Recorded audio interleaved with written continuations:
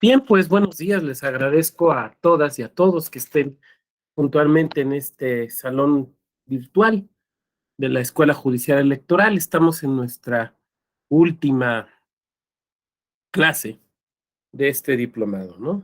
Hemos llegado ya al final de esta primera edición de este diplomado, pues remozado en Noples. Y pues les agradezco mucho, ¿no? Que hayan decidido tomar esta actividad.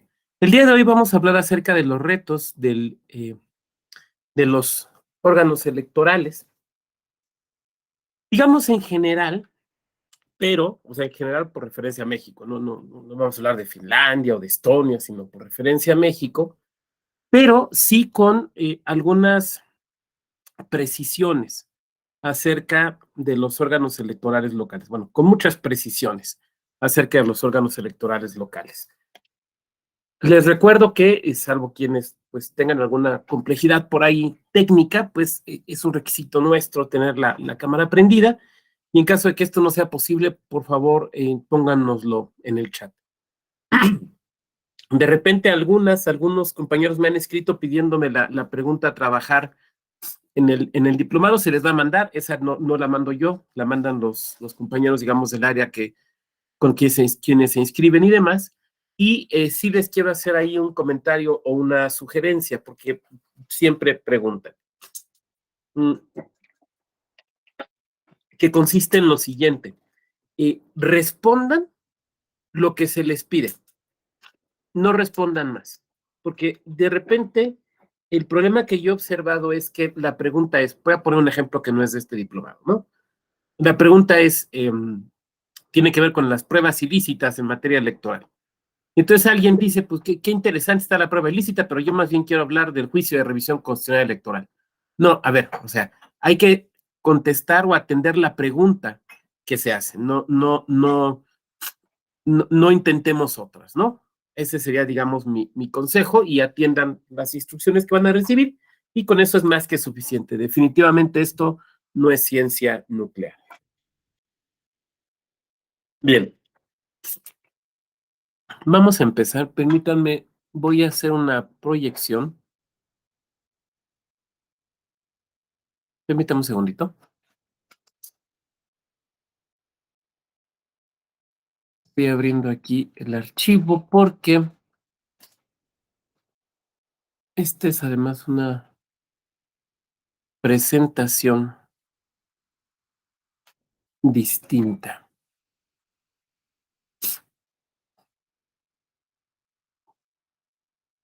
Vamos a compartir.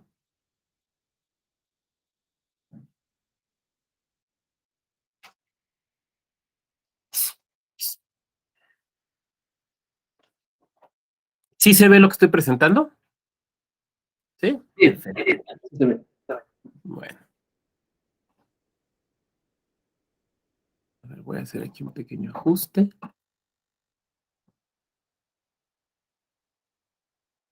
Sí, sí lo están viendo, ¿verdad? Decíamos. Vale.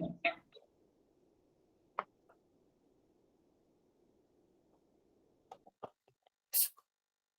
Podemos detectar estos 5 retos de los órganos electorales en México, y particularmente por referencia a los soples. Estos 5 retos los tenemos que ver, no podría ser de otra manera, a la luz de la posibilidad de una reforma electoral. Reforma electoral que, pues, bien a bien no sabemos si se va a dar, y hemos escuchado ya algunos comentarios, por ejemplo, de parte pues, del presidente de la República, de parte de diputados de su propio partido, de diputados de las oposiciones, pues con una serie de consideraciones distintas, ¿no? Y entonces se ha hablado de que si no se dictamina para finales de este mes, se subirá la iniciativa presidencial tal y como está, y pues se votará en el Pleno, y en caso de que esta no pase, pues se habla de reformas legales. Desde luego, esto es interesante porque, como ustedes saben, nuestra constitución en materia electoral prácticamente es reglamentaria, ¿no? Tiene un contenido prácticamente, bueno, regula hasta los minutos de los partidos, o sea, es una constitución sumamente reglamentaria en esa parte. Entonces, lo que se puede modificar en la ley, pues, no es mucho, no es mucho. Aunque desde luego, pues hay muchas cosas que se podrían hacer. Por ejemplo, ustedes saben que un punto donde coinciden varias iniciativas es la permisión del voto electrónico. Entonces, bueno, pues, por ejemplo, esto seguramente sí se podría dar, ¿no?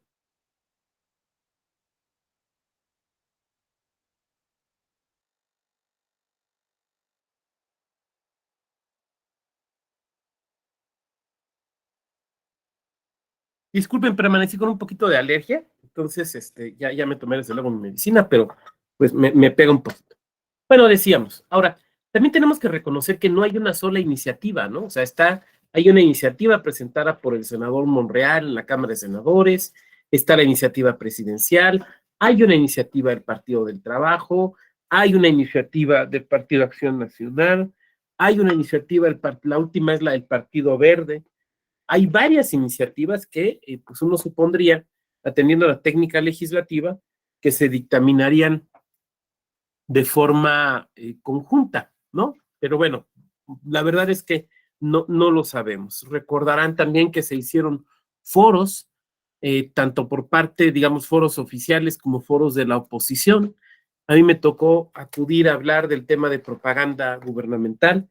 Pues no sabemos si nos van a hacer caso o no. Digo, hay muchas cosas que nosotros en este momento no sabemos, pero sabemos que ahí está esta iniciativa. Mm. Entonces, estas consideraciones que vamos a hacer se tienen que leer atendiendo a estos elementos. Bueno, vamos a empezar. Encontramos estos 5 retos de los órganos electorales, de los soples, pero también del INE, y en el fondo son retos de la democracia mexicana. Son retos de todo el sistema democrático. El reto de la confianza, el reto de la definición, el reto del envejecimiento, que creo que nadie está observando y que a mí en lo personal me parece que es realmente importante, el reto de la crisis del sistema de partidos, y uno que tal vez sea en este momento el más importante de todos, sobre todo a partir de la marcha que ustedes ya observaron de este domingo pasado, el reto de la narrativa, el reto de la narrativa. Miren, eh, trabajar en materia electoral es saber que en cualquier momento te llega una reforma y te alcanza. Esto creo que todos los que estamos en lo electoral lo sabemos. Ya lo he compartido con ustedes. Cuando me toca ser el consejero electoral y tomo protesta, me felicitaban, ya tienes chamba por 6 años, ¿no? Porque a mí me tocó la primera tanda, que eran 7 presidentes, 6, 3 consejerías y los demás 3. Y yo decía, pues si no me alcanza una reforma electoral, ¿no? Siempre tenemos este tema. Pero yo no sé si haya otra materia en la administración pública donde todo pueda cambiar con tanta rapidez. Si esta clase la hubiéramos dado antes del domingo, probablemente el reto de la narrativa no sería el más importante. Pero después del domingo, creo que, de este domingo pasado, creo que el reto de la narrativa se repotenció. Bueno, vamos a empezar. A ver.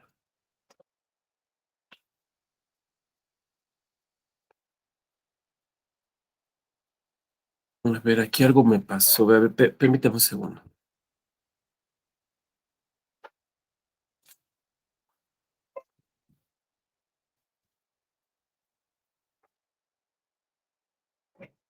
¿Sí ven que se movió? ¿Sí se movió para ustedes también? ¿Sí? Perfecto. Estoy probando este sistemita, entonces por eso quería checar. A ver, el reto de la desconfianza. Hay 2 tipos de desconfianza en este momento respecto del sistema, gracias, del sistema electoral y en particular de los órganos electorales. Por un lado, hay una fuerte desconfianza de actores políticos relevantes hacia el modelo electoral actual. Estoy hablando desde luego en primer lugar de Morena, del partido Morena. El partido Morena considera, y voy a hacer una recapitulación de sus posturas, no con una apreciación ni crítica ni favorable, sino simplemente una recapitulación. El partido Morena considera que el entramado institucional que se ha construido en México desde la época de la llamada transición a la democracia, que les hablaré un poquito más adelante, no ha sido el entramado ideal.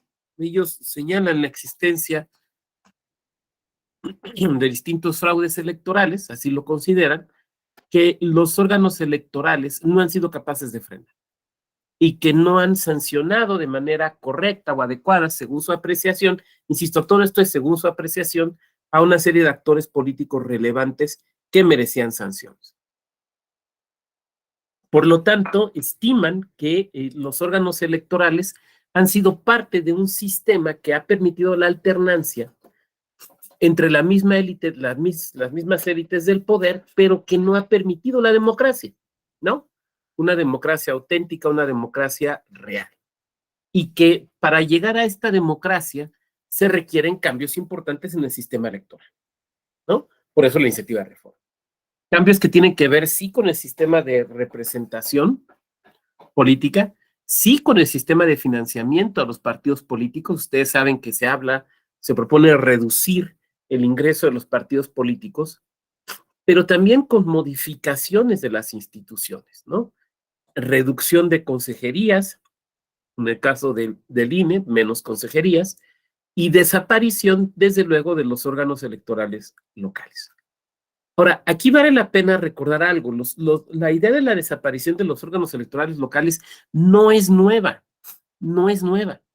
Ni siquiera es una idea que sea propia o exclusiva de la izquierda, porque previo a las discusiones del famoso Pacto por México, ya el Partido Acción Nacional, o sea, partido de otro espectro ideológico, había planteado la desaparición de los institutos electorales previo a 2014. Ustedes lo recuerdan, ¿no?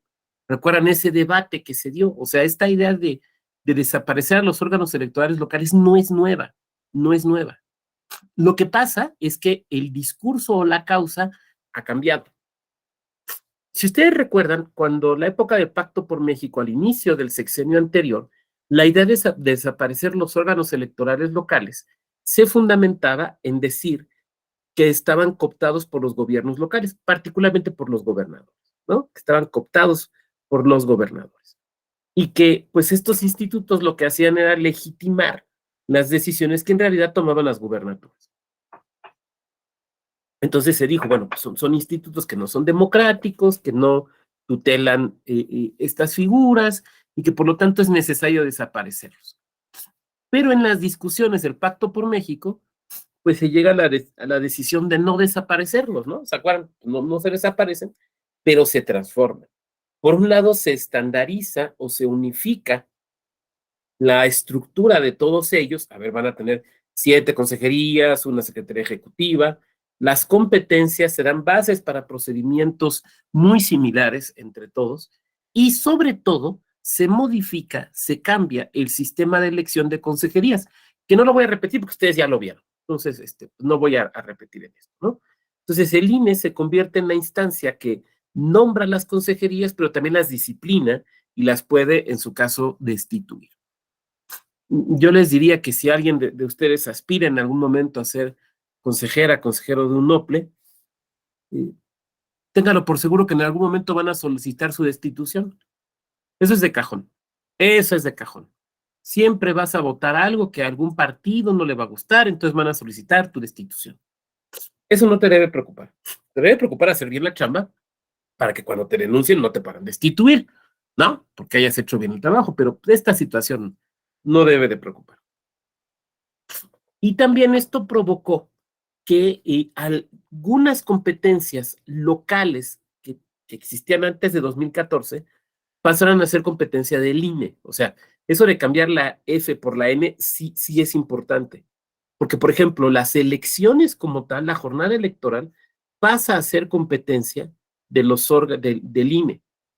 El INE pasa a regular y emitir lineamientos, y ustedes ya lo vieron, en muchos temas. Por ejemplo, el PREP, ¿no? Pero también en materia de, por ejemplo, la producción de la documentación y material electoral. Sin embargo, los soples conservaron en exclusiva algunas competencias, por ejemplo, la de educación cívica, ¿no? La Constitución claramente señala en el artículo 41 que la educación cívica es una competencia propia de los hombres.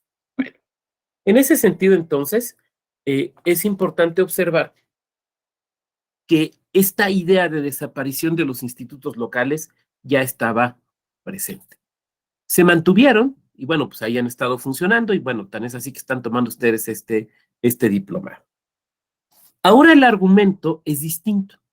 Si en 2013, en la discusión, el argumento era los órganos electorales locales están copados, están cooptados por los gobiernos locales, ahora el argumento es los órganos electorales locales son innecesarios. Son innecesarios porque repiten competencias o atribuciones o facultades que ya tiene el INE, ¿no? Por lo tanto, para generar ahorros, que también fue un poco el discurso de 2014, para generar ahorros hay que desaparecerlos. Frente a esto hay quien ha respondido, bueno, pues se ahorrarán los sueldos de las consejerías, porque de todos modos para desempeñar las funciones administrativas electorales van a tener que contratar personal que seguramente será el personal de los OPLES. Pero bueno, vamos, estamos digamos ahorita en la parte crítica, ¿no? A esa postura muy claramente se ha sumado, pues con apreciaciones críticas, desde luego el Partido del Trabajo. Ahora, ¿alguien ubica esta bandera negra con una estrella roja? ¿Alguien ubica a qué movimiento identifica? ¿Seguras que no? Es el zapatismo, es el Ejército Zapatista de Liberación Nacional. El zapatismo, como tal, está en contra del sistema electoral mexicano, ¿no? ¿Por qué? Pues porque lo considera un sistema burgués, un sistema que legitima y demás. Me van a decir ustedes, oiga, pero promovieron la posibilidad de una candidata independiente indígena, la cual, por cierto, yo fui de quienes firmó en apoyo o dio su apoyo para que se le diera el registro. Sí, pero desde una perspectiva básicamente testimonial. Entonces, el EZLN, digamos, lo que hace es un rechazo del sistema electoral completo como tal. Entonces, este grupo, digamos, este sector, tiene una desconfianza hacia el sistema electoral actual. El discurso es un sistema diseñado por el neoliberalismo, es un sistema que permite el intercambio del poder político entre las élites, pero que no permite una auténtica democracia. Y dentro de ese discurso, ¿cuál es la crítica a los OPLES? Son innecesarios, son caros, son gravosos y son innecesarios. Pero por otra parte, hay otro sector político que tiene desconfianza a esa reforma, no a la reforma de 2014, sino a la propuesta de reforma que se habla ahora de desaparición de los OPLES y de modificación del INE en el INEC, donde encontramos básicamente a los tres grandes partidos de la transición, ¿no? El PRI, ahí está el logo tal y como está en su página, el Partido Acción Nacional y el Partido de la Revolución Democrática, ¿no? Estos tres partidos han comentado que, pues, en el último de los casos, digo, estoy haciendo una reconstrucción desde luego, ¿no? En el último de los casos puede ser que sea necesario hacer algún tipo de ajuste al sistema electoral, a los órganos electorales, pero no reducir competencias, reducir facultades, y desde luego se oponen a una idea muy clara que tenemos acá, que es la idea de la elección de consejerías electorales nacionales, desde luego, y de elección popular y de los tribunales electorales. Entonces, también este sector, digamos, defiende la existencia de los órganos electorales locales. Es interesante observar cómo en comparación con 2014, o sea, en 2014 había actores políticos que planteaban la desaparición de los soples y daban sus razones, y que ahora plantean que esos soples permanezcan. Bueno, desde luego antes de 2014 no le llamábamos soples, pero estoy haciendo el sí. Alguien me podría decir, me diría, oiga, doctor, pues es que es contradictorio, porque antes estaban en contra de su desaparición y ahora están a favor. Yo lo que diría es que tenemos que entender que la razón es distinta. Quien estaba a favor de la desaparición en 2014 argumentaba una sujeción a los gobernadores. Si considera que dado el método de elección de las consejerías de los OPLES ya no es el mismo, pues entonces válidamente puede decir el día de hoy, pues ahora sí estoy a favor de que permanezcan, pero antes querías que desaparecieran. Sí, pero por una razón que ya desapareció, ¿no? La verdad es que, digo, aquí cuando lleguemos a la etapa de preguntas, comentarios y demás, seguramente más de una o de uno nos podrá compartir sus experiencias, pero la verdad es que a los soples económicamente no les ha ido del todo bien después de la reforma de 2014, ¿no? Porque es cierto que las gubernaturas, desde luego, pues se muestran molestas, incómodas, con órganos electorales locales que demuestran independencia. Y hay muchos casos que incluso han llegado al tribunal electoral, ¿no? Recuerdo el caso de Morelos, por ejemplo, ¿no? Por hablar de casos que públicamente se han resuelto, ¿no? O decisiones de ejecutivos locales de, por ejemplo, reducir los salarios de las magistraturas electorales. ¿Por qué? Pues porque puedo, ¿no? No, señor, usted no puede. Soy el gobernador. Será usted el gobernador, pero no puede violar la ley, no puede violar la Constitución. Ahora, hay un grupo, algo que podemos seguramente observar de la marcha de este domingo, de la cual aquí tenemos una de las fotografías, es que hay personas que no pertenecen a alguno de estos partidos políticos y que tampoco les gusta, digamos, la propuesta de reforma electoral principal. Algunas de estas personas que, digamos, no pertenecen a estos partidos, pues su razón es, no queremos que desaparezcan los órganos electorales locales, ¿no?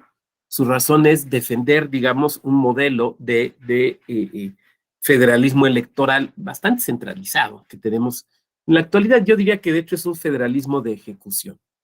Ahora, desde luego, aquí también hay un grupo importante de personas que no necesariamente pertenecen a alguno de estos partidos políticos, pero que están a favor de esta desaparición de los órganos electorales. Porque, bueno, pues a final de cuentas el argumento económico es un argumento que puede pesar mucho. Ahora, desde luego, y estoy haciendo aquí una apretada síntesis de razones que puede matizarse. Déjenme conectar la computadora, permítame un segundo.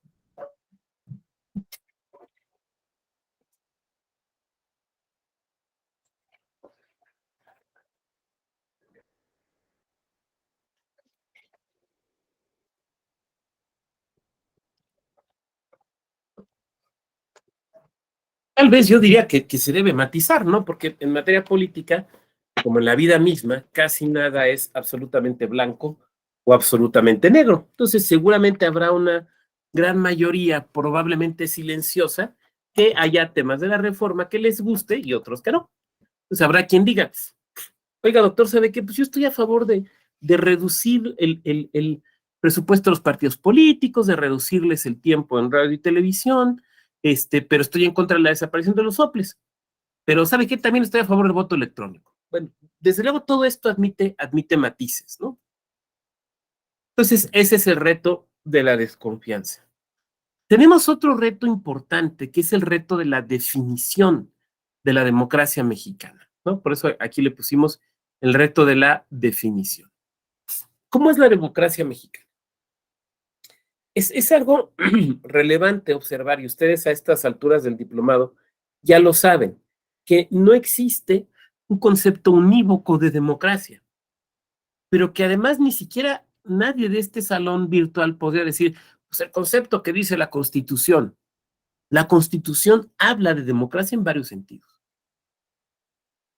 Aquí están representativa, participativa, deliberativa, comunitaria, sustancial. Y entonces, cuando decimos la democracia en México, tendríamos que decir, pero ¿qué tipo de democracia o cuál de las vertientes?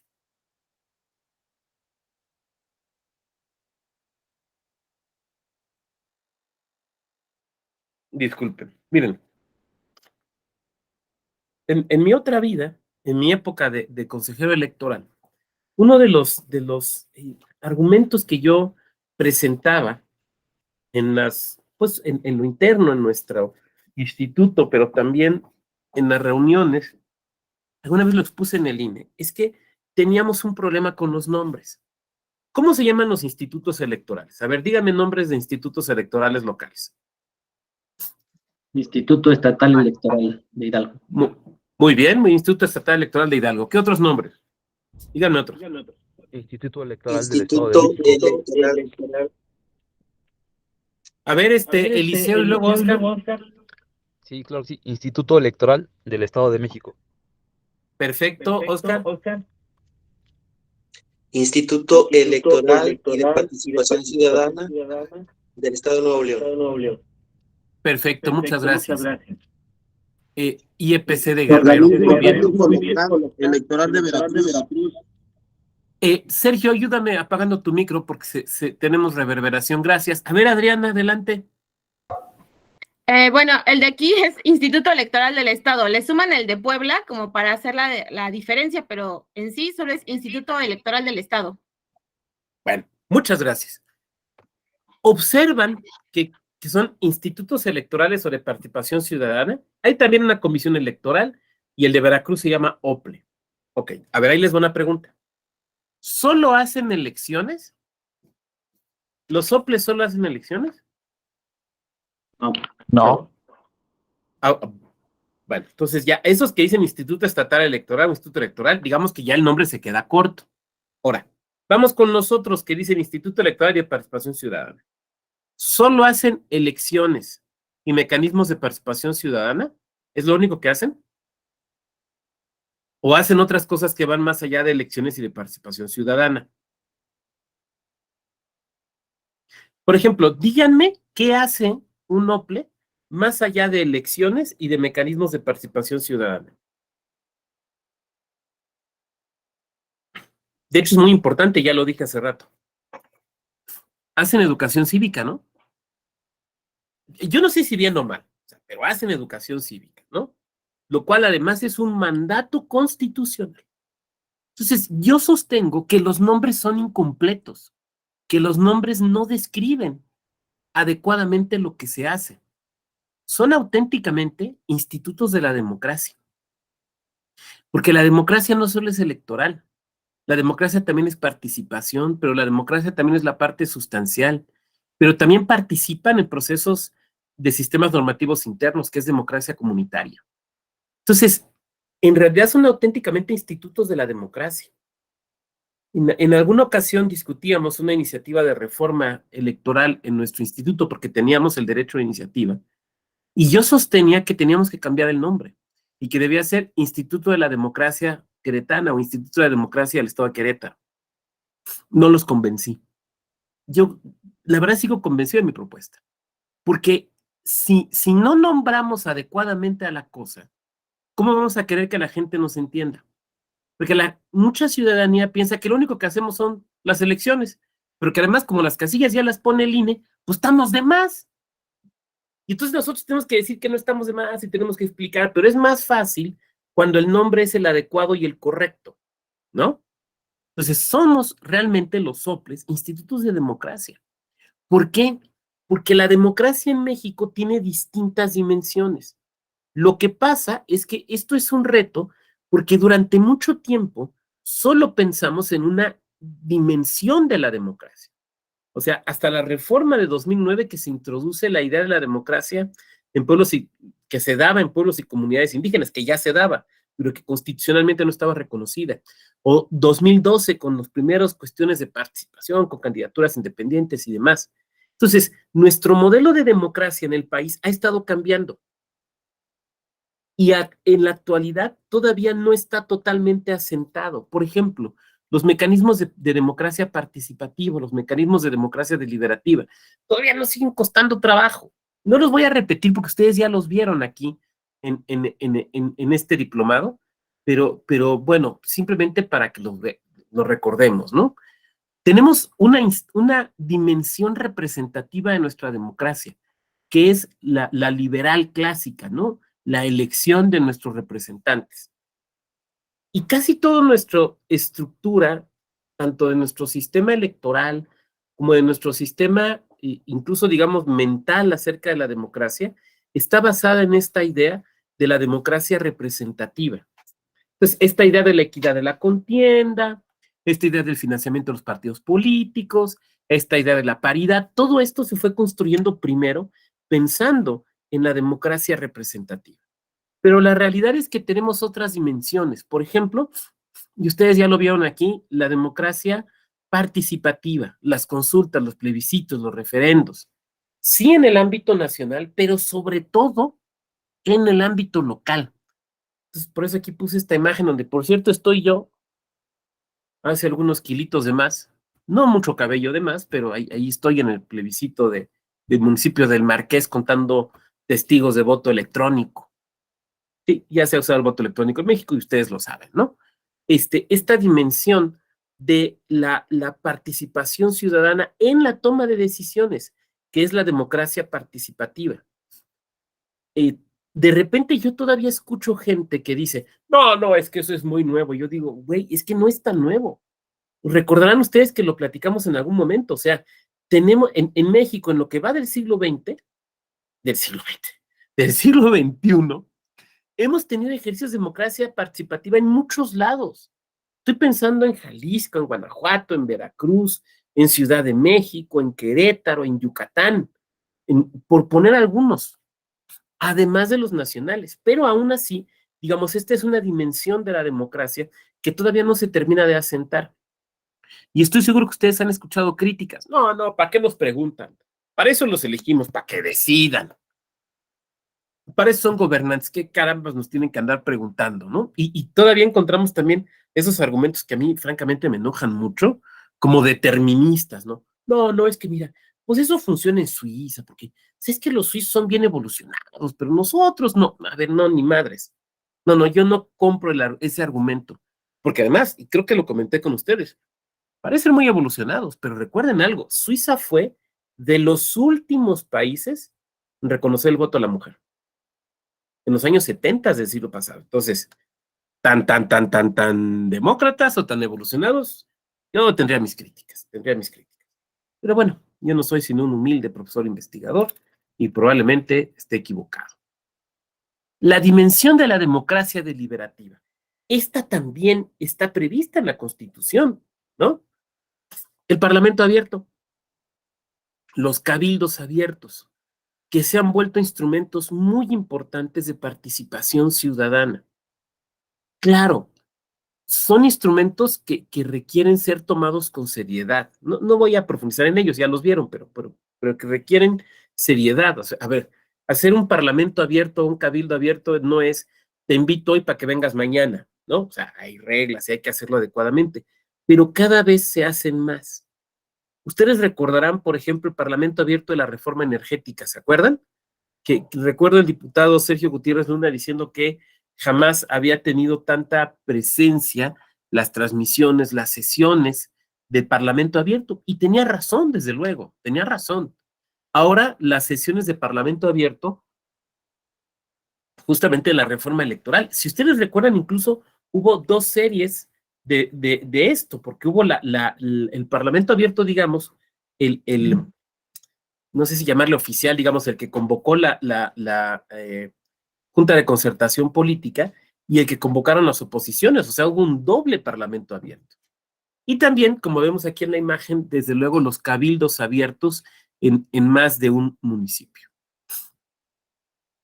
Pero otra dimensión muy importante que es la dimensión de la democracia comunitaria, la dimensión de los sistemas normativos internos, hablando de los pueblos y comunidades indígenas, pero también, y cada vez tenemos que visibilizar más, de las comunidades afromexicanas.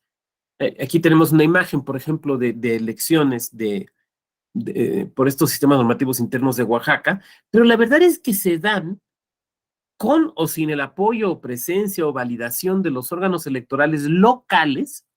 Aquí no participa el INE, aquí es local, prácticamente en todo el país.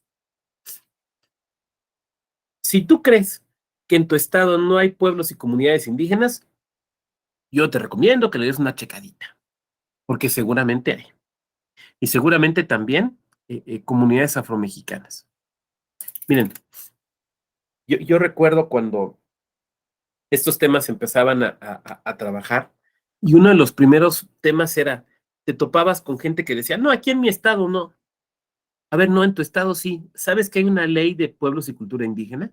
¿A poco? Sí hay. ¿Y sabes que esa ley reconoce tantas y estas comunidades? Ay, es que yo pensé que no. Pues para que no ande pensando. O sea, sí. Alguien de aquí, ¿a poco allá donde está usted en la Ciudad de México también hay? Sí, también hay, están en Milpalta y en Xochimilco, pero también hay barrios tradicionales. Y si no, vengan a preguntar aquí a la Torre Mítica por el tema de del pleito con el pueblo de Xoco, ¿no? O sea, claro que hay, claro que hay. Lo que pasa es que no se visibilizaba, pero claro que hay. Y esa es otra dimensión totalmente de la democracia, donde además, de forma muy importante, quienes participan y quienes validan o quienes colaboran o coadyuvan, usen el término que quieran usar, son los institutos electorales locales. Por último, no podemos olvidar el concepto sustancial de democracia que se encuentra en el artículo 3º constitucional, ¿no? Y que es un concepto al que incluso el propio Tribunal Electoral del Poder Judicial de la Federación ha tenido que acudir en más de una ocasión. Aquella idea que dice el artículo 3º constitucional de que la democracia es un sistema de vida, que no son meramente elecciones, y que es un sistema de vida basado en el constante mejoramiento del pueblo. ¿Se acuerdan que eso dice el 3º constitucional? Miren, hay un chisme allí, pero en este momento me voy a convertir en el Pedrito Sola del derecho electoral.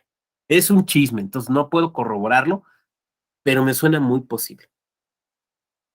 Ese texto proviene de una reforma en los años 50. Si la memoria no me falla, creo que del 57.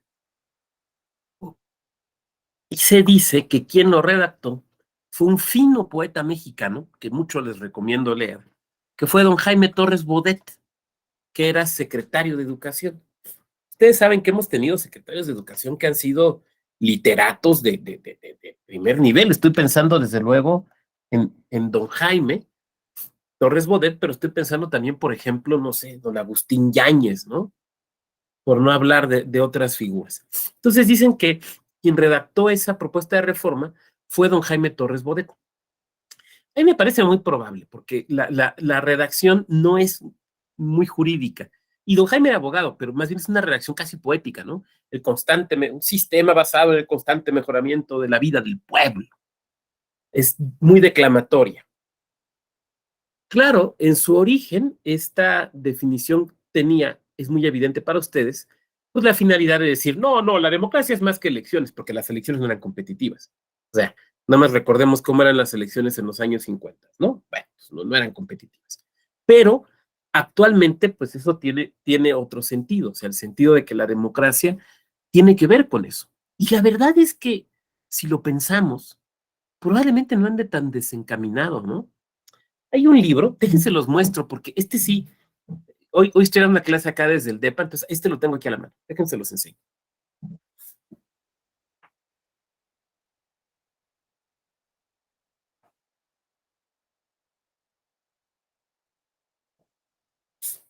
Es de mis teóricos favoritos y es mi libro favorito sobre la crisis de la democracia.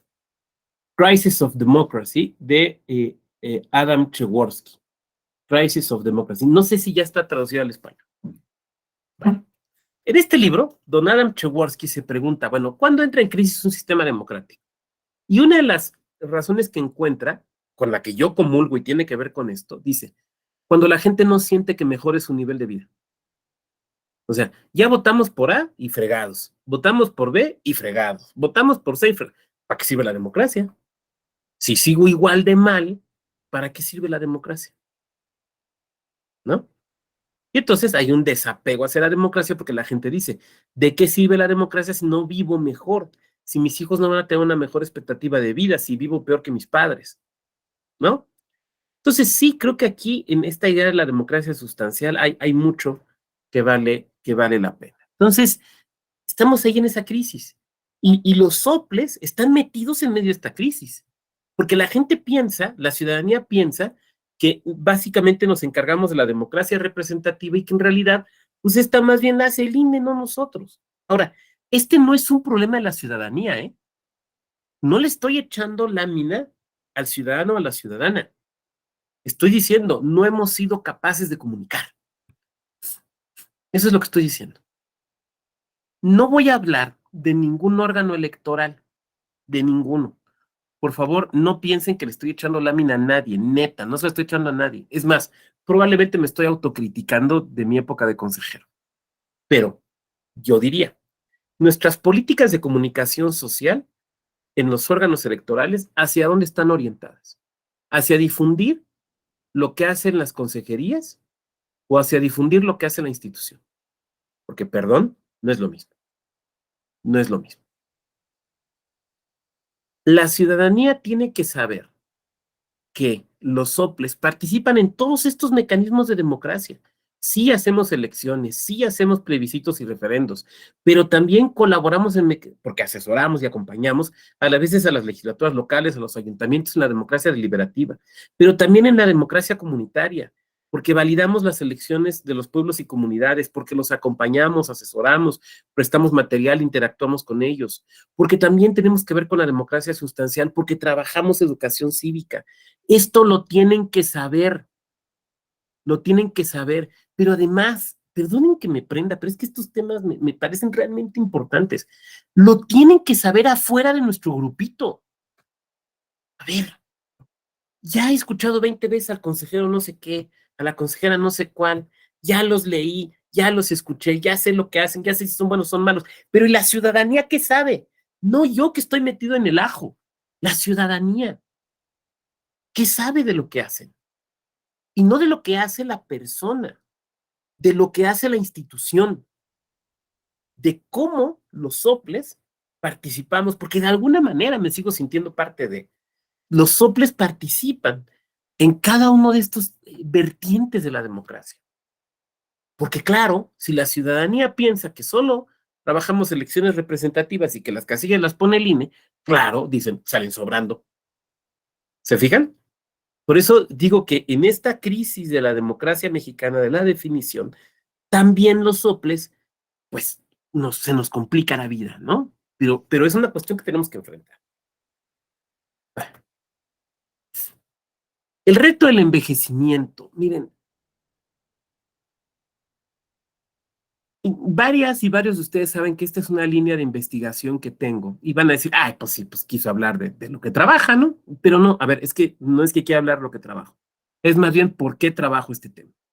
Trabajo este tema porque me di cuenta que nuestra democracia está envejeciendo y que, como decía aquel conductor de la televisión nacional, nadie hace nada.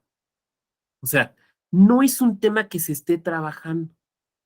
Entonces, quiero presentarles algunos datitos nada más. Miren, estos son los datos del censo de 2020. 126 millones de personas. La edad mediana, 29 años. O sea, ¿se acuerdan que la pirámide poblacional, ¿no? Ya no es pirámide, ya es una pera. Allá está, como señor cuarentón que no hace ejercicio, está gordo del medio, ¿no? Allá es una pera. Entonces, el bono demográfico, pero además, el índice de envejecimiento, ese es un dato súper importante. Nuestro índice de envejecimiento es del 58 y en aumento. ¿Qué quiere decir 58? Porque nada más así dicho, pues quién sabe qué sea. Bueno, que por cada 100 niñas o niños hay 58 adultos mayores, las personas de arriba de 60. Y este índice está aumentando, no se va a reducir. No nos vamos a volver un país de jóvenes otra vez. Yo les preguntaría, yo tengo 49 años y sé que en este salón la inmensa mayoría son mucho más jóvenes que yo. ¿Cuántos hijos o hijas tienen? ¿Cuántos planean tener? ¿Cuántos de ustedes ni siquiera planean tener hijos? Y generaciones más jóvenes, hijos, ¿para qué? Si no tengo trabajo estable, no tengo una casa propia, el país se lo va, ya cayó un misil en Polonia, ya nos va a cagar el payaso, ya hijos, ¿para qué? ¿No? Entonces, no nos vamos a volver un país de jóvenes. Esa idea la tenemos que tener clara. Y eso nos presenta un reto a todo el país, Pero bueno, yo de lo que no me puedo decir experto, pero que más o menos le conozco un poquito, que es la materia electoral, pues aquí tenemos un reto que no estamos volteando a ver. Ahora, cuando digo no estamos volteando a ver, lo hablo en lo general. Pero miren ustedes. Ser persona adulta mayor implica varias cuestiones que tenemos que observar. La población de 60 años o más es el 12.3% del total de la población. Es un numerito interesante. Pero si nos vamos a datos del padrón electoral, es poquito arriba del 13%. Ahora, La gran mayoría de las personas adultas mayores viven con alguna discapacidad o limitación para la vida diaria. Vean estos datos estadísticos, que no me los inventé yo, son de la Encuesta Nacional de Dinámica Demográfica de 2018. Oiga, preséntenos una más nueva, sí, con gusto en cuanto salga, pero no ha salido, entonces por eso tengo que manejar estos datos. Pero les aseguro que los datos que salgan, los nuevos, van a ser todavía un poquito más altos. Las personas de 60 a 69 años de edad, en un 59% presentan una discapacidad, de 80 o más, el 86%. Este último grupo es, a ver, hay dos grupos poblacionales que son los que menos votan en nuestro país.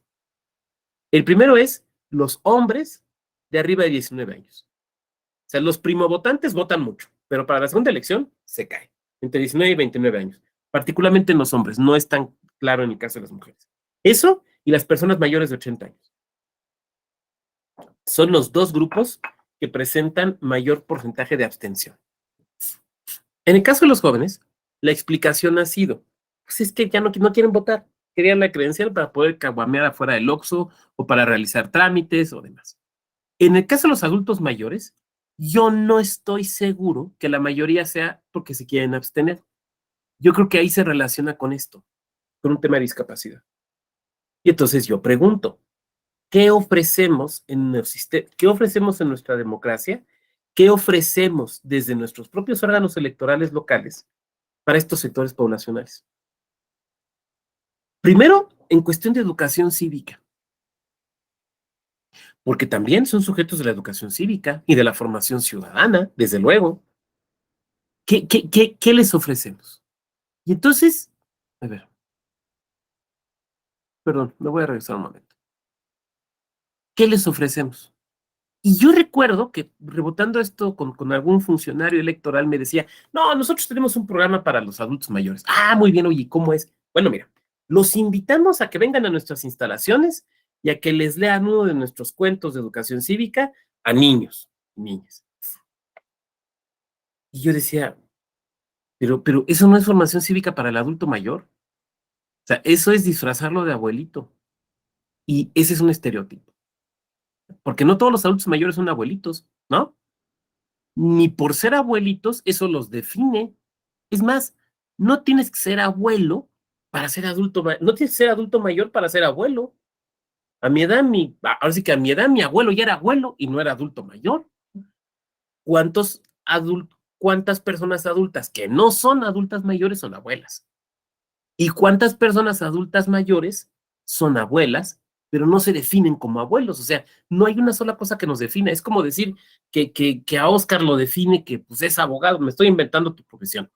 Y a lo mejor Oscar dice, oiga, pues yo soy más cosas. Dice, soy músico, pinto cuadros, además juego fútbol, soy centro delantero en mi equipo. O sea, no hay un solo elemento que nos defina, pero ahí está ese estereotipo. ¿Qué trabajamos para ellos? Otro elemento importantísimo. Vivir con discapacidad o con limitación de la vida, de alguna limitación para la vida diaria, implica, entre otras cosas, un estado de vulnerabilidad. Las personas que se encuentran en estado de vulnerabilidad pueden ser presa más fácilmente de la compra y la coacción del voto, por su circunstancia de vulnerabilidad. ¿Qué estamos haciendo desde las fiscalías electorales para proteger a estos grupos sociales? ¿Qué estamos haciendo? ¿O pensamos que nuestros programas generales para toda la población ya son suficientes? Y fíjense que no he hablado del voto, ¿eh? Ahora sí voy a hablar del voto. ¿Qué le ofrecemos a estas personas para votar? Lo único que les ofrecemos es que cuando lleguen los ponemos hasta delante de la fila. Es lo único que les ofrecemos. Pero no ofrecemos más. ¿Pueden votar desde casa? No. Me van a decir, oiga, doctor, pues es que eso es lo del voto por internet y yo tengo desconfianza, a mí me parece que, pues no, rampas, nos dice Andrés, sí es cierto, ¿no? A mí me parece que el voto por internet, a ver, ok, yo creo que podríamos ofrecer el voto por internet, ¿no? Además ya tenemos la plataforma para el voto desde el extranjero, ya la tenemos, ¿no? Bueno, ya se hizo una prueba en Aguascalientes, ¿se acuerdan? El año pasado ya hubo una prueba piloto en Aguascalientes, pero vamos a suponer, eso no nos gusta, nos da miedo, la mano del muerto. Países como Ecuador, lo que hacen es, van a recabar el voto al lugar donde vive el ciudadano. se registran, personas que por alguna situación, por ejemplo, de discapacidad, tienen que votar desde su casa, se registran y hay grupos de funcionarios acompañados por representantes de partidos, si quieren ir. Esto es transparencia. A ver, acuérdense que es un principio de la materia electoral, la máxima transparencia, y recogen el voto en el lugar donde vive la persona. Podríamos habilitar algún tipo de casilla, por ejemplo, en los asilos o en los centros de atención de día. O sea, sí podemos hacer cosas. Sí podemos hacer cosas. No las estamos haciendo. Y esto nos va a alcanzar. Esto nos va a alcanzar. Quiero que observemos el futuro. Miren ustedes. Hay un dato muy interesante. Para el año 2050 se calcula que, sí, efectivamente, Andrés, tienes toda la razón. Se calcula que para 2050 las personas de 60 años o más van a ser el 28% de la población. Para 2050 la edad media será de 47 años. Ahora, si creen que 2050 está muy lejos, para 2034 será igual el número de niñas y niños y personas adultas mayores. 12 años. No es tanto.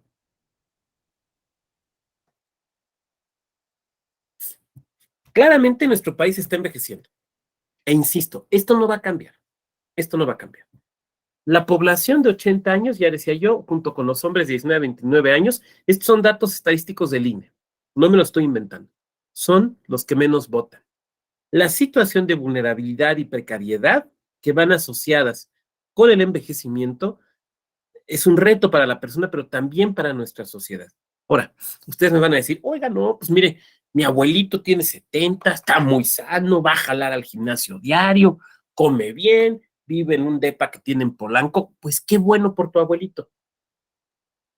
Pero no es la mayor parte de la población. ¿Ok? No es la mayor parte de la población. Y esto parte de considerar algo. Nadie deja de ser ciudadana o ciudadano por la edad. O sea, eres ciudadano o ciudadano al cumplir los 18 años y no lo dejas de ser porque tengas 80 o 90. Lo sigues siendo. Miren, yo me acuerdo una foto que a mí me impresionó. Un señor, yo creo que arriba de los 90 años en Estados Unidos, votando. Ya ven que en Estados Unidos en varias entidades, bueno, el voto se regula desde lo local. Allá están al revés que nosotros, allá, más bien, ahí sí tenía como que centralizar un poquito. Perdón. Perdón, luego me han puesto en las evaluaciones, es que está en las clases de la mañana y estornuda, y tengo alergia, ¿qué hago? Y créanme que sí, me tomo medicina, pero pues hay días que son más complejos que otros. Pero de antemano les ofrezco una disculpa. Bueno, entonces se podía votar anticipadamente y votar por correo. Y este era un señor realmente ya muy mayor, en su cama, en su casa. Pero de esas personas que incluso ya tienen cama de hospital, ¿no? En su casa. Y estaba votando, voto por correo. Y me acuerdo que se volvió muy famosa porque decían a truly citizen, un auténtico ciudadano. Y yo decía, claro, claro, no por ser adulto mayor, dejas de poder participar no solamente en las elecciones, en los plebiscitos, en los referendos, en las consultas, en las discusiones de tu colonia, en la democracia comunitaria. Claro, es un reto de nosotros como órganos electorales. ¿Cómo le hacemos para esto? Hay criterios incluso, pero judiciales para trámites judiciales y demás, pero ¿qué hacemos con esto? Esto también es un reto de nuestra democracia y es un reto de nuestros órganos electorales. Y te lo pregunto, en tu estado, ¿qué se está trabajando respecto de esto? El reto del sistema de partidos, a ver.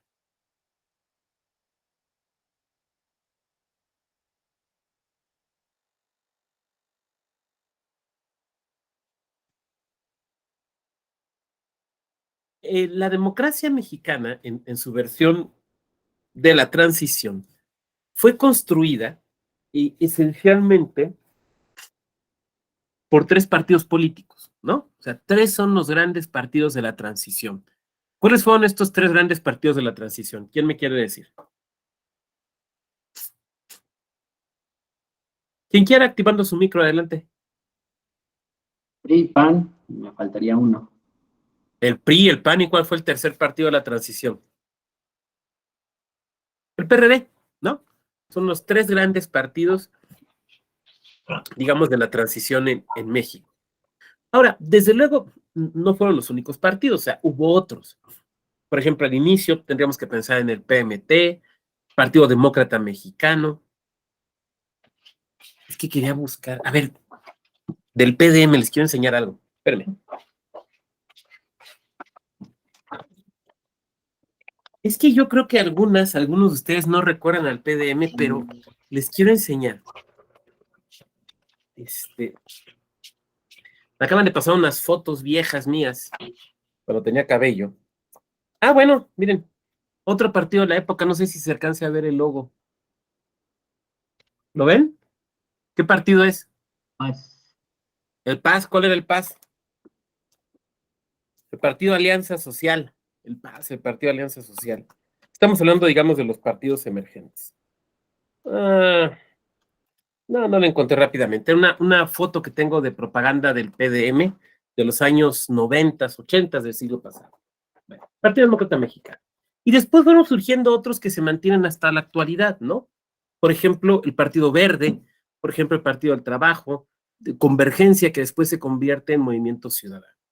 Entonces, tuvimos partidos, digamos, los tres partidos principales que fueron construyendo la transición en México, a veces confrontados, a veces presionándose, a veces pactando, ¿no? Esos tres grandes partidos. Y otros partidos emergentes. Pero, ¿qué sucede en la actualidad?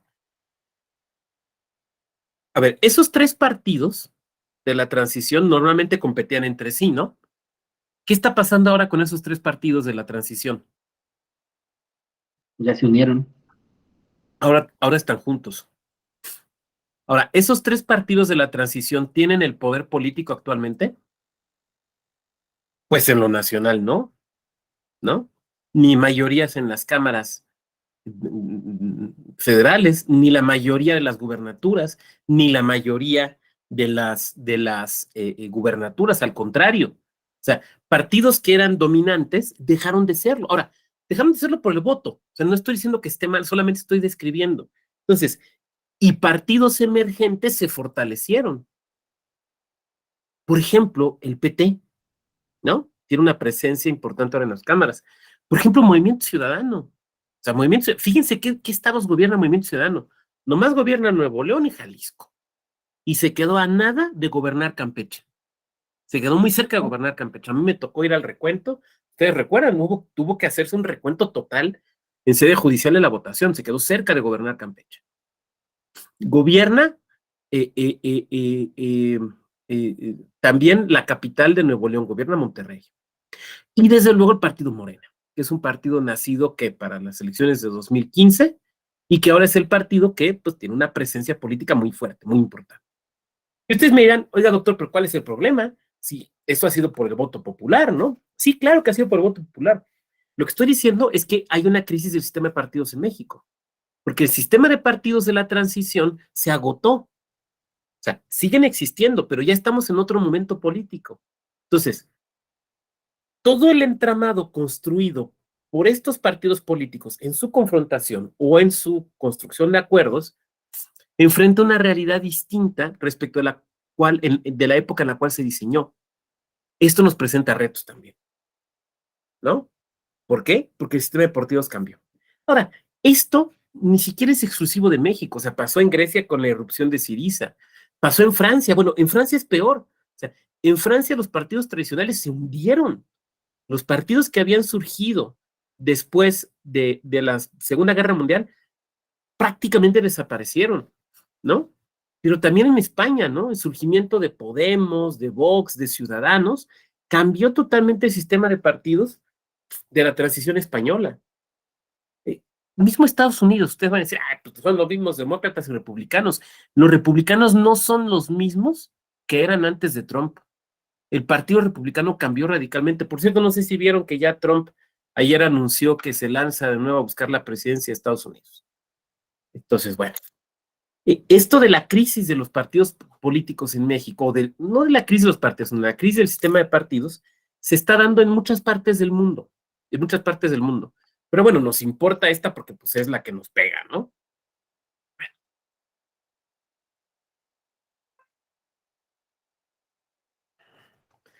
Esta última que me parece muy importante, la de la narrativa. ¿Quién es este señor de la izquierda con índice flamígero? Reyes Heroles. Exacto, don Jesús Reyes Heroles, destacado político veracruzano, gran fumador de puro. Yo también soy fumador de puro, no grande, pero admiro a los fumadores de puro. Don Jesús Reyes Heroles da inicio a la transición mexicana, lanza la transición mexicana, no con la reforma del 77-78, sino antes, con un discurso muy famoso que les recomiendo leer, que se conoce como el discurso de Chilpancingo. Ustedes saben que antes la costumbre política era que los gobernadores o las gobernadoras, aunque eso es hasta Griselda Ramírez en el 79, si no me equivoco, en Colima, cuando daban su informe, asistía un representante del señor presidente de la República, que además daba un discurso. O sea, aunque era un acto legislativo y él no era diputado, pues daba un discurso. Viene un informe del gobernador Rubén Figueroa en Guerrero, y López Portillo manda a Jesús Reyes Heroles. Estoy haciendo un apretadísimo resumen, porque hablar de toda la transición pues nos llevaría todo un diplomado, ¿no? Como antecedente la elección del 76, ustedes recuerdan que en la elección del 76 el único nombre en la boleta presidencial fue el de López Portillo. Por cierto, ¿quieren que les lea cómo se enteró López Portillo que iba a ser el candidato presidencial? ¿Quieren que les lea su destape? Por favor. ¿Sí? Denme un segundo. Es que el libro lo tengo aquí.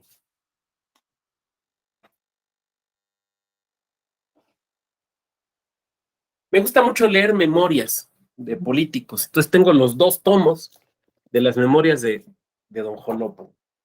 Aquí lo cuenta. Es interesante porque es historia de la política mexicana. Si me tomo una.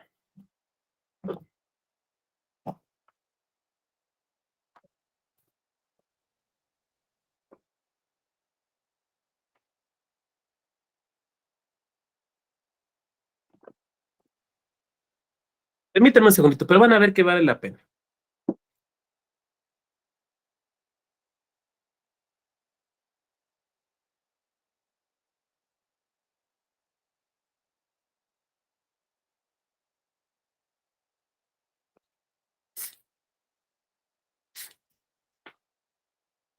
El 17, lo voy a leer textual, ¿eh? Textual. Son las memorias de López Portillo.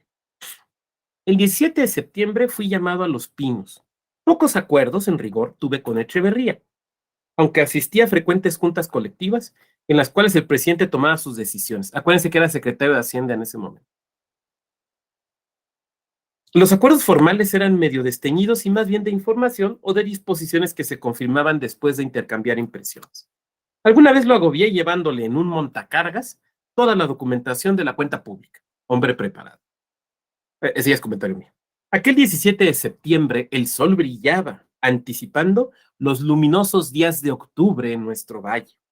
Yo presentía para qué había sido llamado, de modo que aprecié el brillo del sol, el color de las plantas y flores en los pinos, de modo distinto, bajando hacia la residencia y pensando, o mejor imaginando, que llegarían tiempos en que mis pasos recorrerían aquellos espacios de modo distinto, y así, distintos, resonarían en aquellos ámbitos transitorios que verían salir a un presidente para que otro entrara. Y viene lo bueno. Echeverría estaba de buen humor, y tuvimos frente a la mesa de trabajo un breve acuerdo sobre la cuenta pública y algunas disposiciones sobre el presupuesto y la ley de ingresos. Después, me invitó a sentarme en los sillones coloquiales de recia factura colonial, junto a la vitrina de la bandera, y brusca, aunque no inesperadamente, me dijo algo como esto: señor licenciado López Portillo, el partido me ha encomendado preguntarle si acepta usted la responsabilidad de todo esto. Y con un gesto, envolvió el ámbito del poder ejecutivo, concentrado allí, en el despacho de Los Pinos. Sí, señor presidente, acepto. Y así se hizo presidente López Portillo, porque, como ustedes saben, fue el único que apareció en la boleta. Así nació un presidente. Y lo leo no con nostalgia, a mí no me da nostalgia el sistema autoritario, sino simplemente para recordar de dónde venimos, ¿no? Entonces, esto da lugar al inicio de la transición mexicana con la liberalización del sistema político. Y eso se ve en el discurso de Reyes Heroles, secretario de Gobernación en ese momento, en el discurso de Chilpancingo, la idea de la liberalización. Entonces, la idea no era perder el poder, era liberalizar el poder, legitimar a grupos de derecha y de izquierda que estaban fuera del sistema político y que pudieran participar en el mismo. Pero esto fue evolucionando, ¿no? Entonces, ahora aquí tenemos, por ejemplo, el primer Consejo General del IFE. Y si ustedes ven la foto, bueno, no se ve con claridad, pero el que lo está presidiendo es Fernando Gutiérrez Barrios, que era secretario de Gobernación. ¿Por qué? Porque ustedes saben que el IFE era un órgano desconcentrado de la Secretaría de Gobernación, como en algún momento lo fue incluso el Tribunal Electoral. Hoy nos parece terrible, pero bueno, pues así empezó esto, ¿no? Entonces, la transición partió de varias ideas, liberalizar o abarcó varias ideas. Abrir el sistema político, ¿no? Para que los grupos de opositores ya no se fueran a la sierra ni a la guerrilla urbana. Abrir el sistema político, modificar el sistema de representación política, introduciendo la representación proporcional. Lograr elecciones competitivas. ¿Qué es la elección competitiva? De nuevo regreso a Przeworski, aquella donde quien está en el poder puede perder. Esa es una elección competitiva. Puede perder no quiere decir que pierda, quiere decir que va a perder, ¿no? Nada más. Elecciones competitivas y un árbitro imparcial. Esa era la idea de la transición, y claramente lo ha dicho, por ejemplo, don José Woldenberg. Bueno, pero ahora... Aquí sonó un teléfono, porque sonó.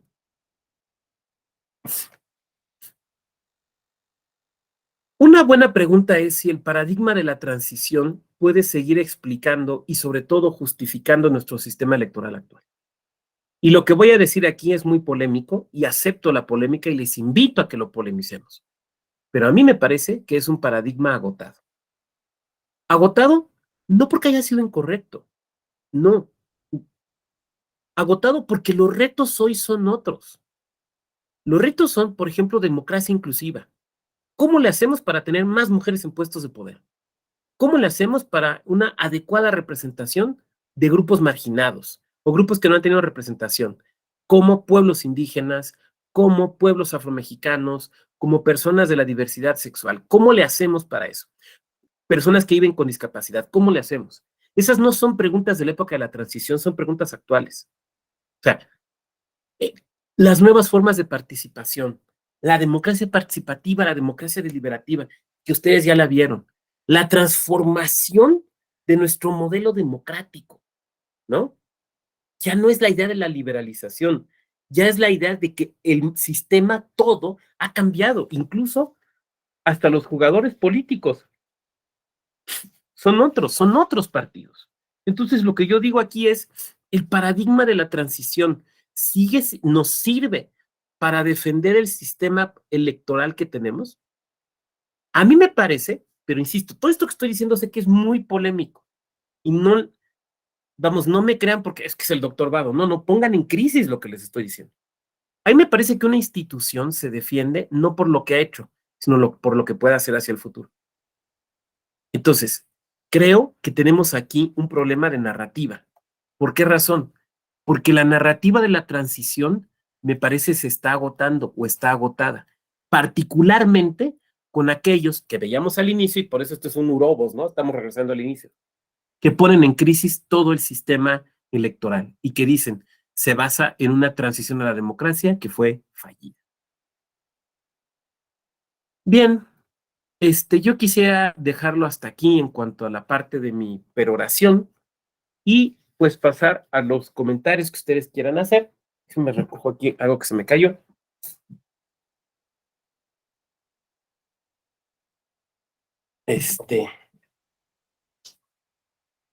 Desde luego, hay retos de los soples que son, digamos, retos, ¿cómo decirlo así? Propios de cada entidad, ¿no? O sea, no es lo mismo ser un consejero o consejera electoral o hablar del OPLE de Hidalgo que del de Chihuahua, ¿no? Claro, cada uno tiene porque cada uno tiene sus fortalezas y también tiene sus retos, desde luego. Pero yo no puedo irme estado por estado. A ver, los retos de Baja California son estos, los retos de Campeche son estos. Esto los tienen ustedes que conocer mejor que nadie a partir de su propia entidad. Yo he hablado del modelo como tal, ¿no? Desde esa perspectiva lo he tratado de plantear. Ahora, también, insisto, acepto una cosa. Yo estoy planteando los que observo, pero puede haber más. O alguien de aquí me podría decir, oiga, doctor, pues no, yo creo que ese reto de la gerontología, de la agenda gerontológica, yo creo que no, más bien el reto de la representación de la juventud, puede ser. O sea, tomen esto como una base para discutir, para profundizar, para poner en crisis, no como una verdad, sino simplemente como una especie de tapete donde vamos poniendo las cartas y las vamos discutiendo. Bueno, pues creo que podemos pasar a esta parte que es la más enriquecedora. Insisto con lo de las cámaras, perdón, recuerden, pero es que es uno de los requisitos de nuestras aulas virtuales. Andrés y luego Juan Ignacio y luego quienes se sumen. Adelante, Andrés. Doctor, buenos días. Agradecerle una vez más esta pasión con la que nos expone los temas, la contagia. Pues creo que eso todos lo sabemos. Mi comentario va enfocado a esta última parte, me llamó la atención y de hecho lo he pensado últimamente, me ha llamado la atención en este ataque constante a los árbitros electorales, pero nos hemos olvidado de algo muy importante y de los que nadie está hablando, son los jugadores. Los partidos políticos cada vez son o acumulan personas menos preparadas. Ahorita, por ejemplo, usted hizo mención de 2, 3 personajes, ¿no? Don Jesús Reyes Heroles, un personaje representativo del PRI que abrió esta parte a la integración de nuevas fuerzas políticas, el financiamiento a los partidos políticos, etcétera. Pero se nos ha olvidado o hemos pasado por alto que los partidos políticos cada vez más son personas menos preparadas las que están ahí. Yo lo voy a decir así, no voy a decir el nombre, pero alguna vez escuché a algún consejero de acá del Instituto Estatal Electoral de Hidalgo decir, las representaciones partidistas son tan malas que no hay que tenerles miedo, ¿no? En la parte de lo que ellos quieran hacer, porque únicamente se dedican a vociferar, a ofender, pero nunca lo hacen con argumentos. Y es triste que uno se dé cuenta que este ataque tan fuerte, tan mecánico, tan pues desordenado, venga de personas así. Y se me ocurre, alguna vez lo planteé en un foro que participé, algunos de nosotros aspiramos, ¿no? A lo mejor, como dijo usted, a ser consejeros, y para esto, pues, tenemos que tener una constante preparación. Los temas electorales, esta materia evoluciona muy rápido y hay que estar en ello o se te va el tema, ¿no? Pero ¿por qué nuestros diputados, por qué nuestros regidores, por qué nuestros gobernadores, ellos no? Alguna vez lo puse así, ellos se creen políticos y creen que esa es su profesión y que es sentarse a organizar cosas, pero nunca con esta parte de arrastrar el lápiz como ellos lo mencionan. Entonces, mi comentario iba enfocado a esto, nos hemos enfocado tanto en las autoridades, en el árbitro, que olvidamos que los jugadores también tienen que tener un respeto y una preparación para que el juego se pueda llevar a cabo de buena manera. Es mi comentario, doctor, gracias. Gracias, Andrés. No voy a dar respuesta porque no es pregunta, pero formular algunas ideas. Sí, desde luego, y yo creo que ahí es donde entra en buena medida este reto del sistema de partidos que está cambiando, ¿no? O sea, hay un jugador que hoy tiene un peso muy importante, un peso democrático que le ha dado las elecciones, o sea, un peso legítimo, es lo que quiero decir, que desconfía del entramado institucional. Eso es una realidad, o sea, yo no estoy diciendo si tiene razones o no, no me importa eso en este momento, sino simplemente describirlo, ¿no? Entonces, pues, y ese reto, ¿quiénes lo tienen? Pues lo tenemos nosotros, ¿no? Desde luego, claro, a ver, no podemos echar a todos los personajes de la transición en la misma bolsa, ¿no? No es lo mismo hablar de don Jesús Reyes Heroles que hablar de José Woldenberg. Las ideas y los planteamientos y hasta los momentos son distintos. O sea, me parece que Reyes Heroles no plantea la pérdida del poder, plantea la liberalización de los espacios. que es una cosa distinta. Ahora, desde luego, lo que sucede es que Reyes Heroles era claramente una mente privilegiada. Yo tengo por aquí sus apuntes de clase, así como me gustan mucho leer las autobiografías de figuras políticas, me gusta mucho conseguir apuntes de clase, y están sus apuntes de clases de teoría del Estado. Y lo vas leyendo y dices, lo hubiera uno querido tener el profesor, ¿no? Pero yo creo que a Jesús Reyes Heroles le pasa algo que en alguna ocasión leí, escuché más bien que decían, Reyes Heroles es más citado que leído. Habría que leerlo, en un contexto desde luego histórico, ¿no? Claro, habría que leer todo esto. Por eso digo, cuando planteo la posible superación del paradigma, no estoy diciendo que haya estado mal, estoy diciendo que los tiempos son otros y los retos son otros.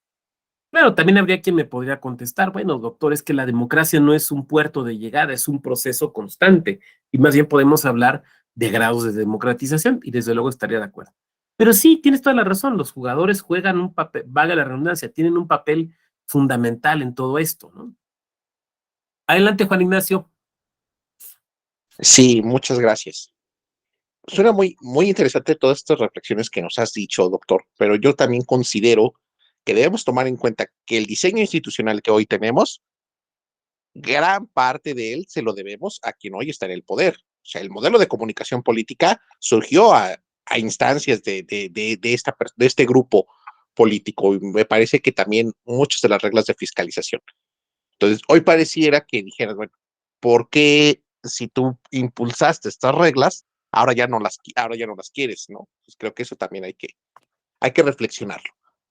Pero, sobre todo, a mí me llama la atención una cosa. A mí me parece que las elecciones se volvieron democráticas, bueno, no democráticas, sino competitivas a raíz de que las estructuras partidistas se pudieron hacer más flexibles y que pudieran transitar de un partido político a otro de manera más fácil, ¿no? Creo que eso también hay que decirlo. Entonces, esta reforma que hoy se plantea, a mí me genera estas dudas si se va a continuar con esta flexibilidad de estructuras políticas. Pareciera que no tanto. Entonces, creo que ahí es donde están estos retos, ¿no?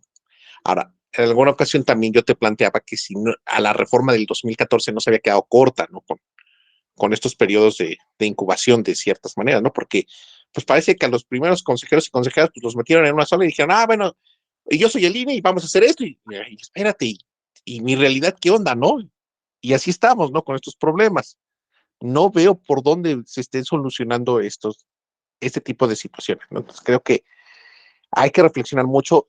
También coincido con que el paradigma se ha agotado. Hoy tenemos un nuevo paradigma, ¿no? En ese sentido.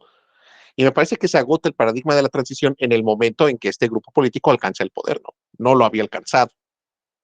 Que yo tengo mis dudas si realmente podemos identificarlo con la izquierda o no, pero eso me parece que es un problema general del país, ¿no? Yo creo que en México no podemos decir derecha o izquierda bien definida, ¿no? Me parece que, pero bueno, creo que ahí, entonces, ahora, tampoco veo claridad cuál es el nuevo paradigma que vamos a enfrentar. Pues creo que eso también hay que decirlo para poderlo diagnosticar, ¿no? Estos son mis comentarios y mis reflexiones de este tema. Yo creo que ese paradigma lo tenemos que construir. O sea, el nuevo parámetro con el cual podamos nosotros, por ejemplo, quienes quieren sostener, a ver, es que quienes están en contra del sistema electoral actual y el sistema de autoridades electoral actual tienen una postura muy clara, ¿no? Y un presupuesto que es, no me refiero a presupuesto económico, sino un presupuesto epistemológico, casi podría decir, que es, no hemos tenido una auténtica democracia, sino una mera transmisión de poder entre la misma élite. Quienes consideran que este entramado electoral es adecuado, probablemente tuvieran que construir una respuesta a esto, o sea, el paradigma que responda a esto. Hay quien responde desde el paradigma de la transición. Y son gentes muy inteligentes, o sea, porque no vayan a salir de aquí diciendo, el doctor Vago dijo que esto vale. No. Lo que estoy diciendo es que a mí, humildemente, me parece que ya no responde, no está siendo útil, se necesita construir otro. Ahora, si ustedes me dicen, ¿cuál, doctor? Pues a lo mejor si yo pudiera construirlo ya sería no solo profesor de la EGE, sino a lo mejor estaría en la Universidad de Florencia, ¿no? Pero creo que además es una labor, pues, de varias mentes. Gracias, Juan Ignacio. Muy bien. Un ¿Quién? último comentario. Un último. Adelante. También otra cosa. Me parece que el sistema actual ha propiciado un protagonismo excesivo del propio INE en detrimento de la función de los soples. Yo sí veo de alguna manera tibieza de parte de los organismos locales para hacer manifiesto su trabajo y visible.